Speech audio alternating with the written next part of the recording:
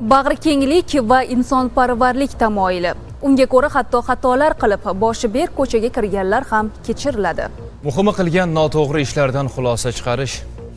Mamlakatimizda inson qadri uchun shiori ostida probatsiya hisobida turgan shaxslarga imkon berish odat tusiga kirgan. Namangan viloyatining Chust tumanida ham o'tkazilgan sud majlisida bir guruh yurtdoshlarimiz shartli ozod qilindi. Jazo o'tash qoidalariga muntazam amal qilganingiz uchun, mahallangizdan ijobiy tavsiyangiz uchun Nafaqaga chiqish yoshiga yetganda bu ayol byudjetdan tashqari pensiya jamg'armasiga murojaat qiladi. Nimadir sabab bo'ldi, hujjatlarda kamchiliklar aniqlandi.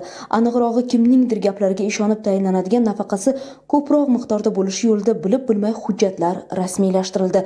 Ammo vakolatli organ vakillari tomonidan olib borilgan tekshiruv natijasida hujjatlarning ayrimlari soxta ekanligi aniqlandi. 2012 yil pensiyaga chiqdim men.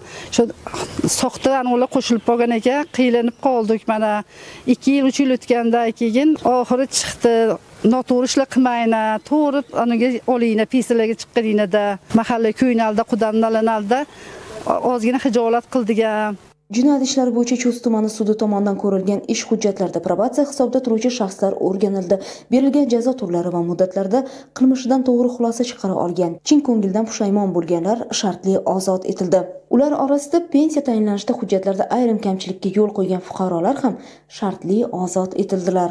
O'zbekiston Respublikasi Jinoyat kodeksining turli moddalarida ko'rsatilgan jinoyatni sodir etgan shaxslarga nisbatan tayinlangan jazolari o'zlari muntazam ravishda tartib qoidalariga amal qilib kelgan bir guruh mahkumlar, ya'ni 22 nafar mahkumlar jazoni o'tashdan muddatdan ilgari O'zbekiston Respublikasi Jinoyat kodeksining 73-moddasiga asosan shartli ravishda ozod etildi.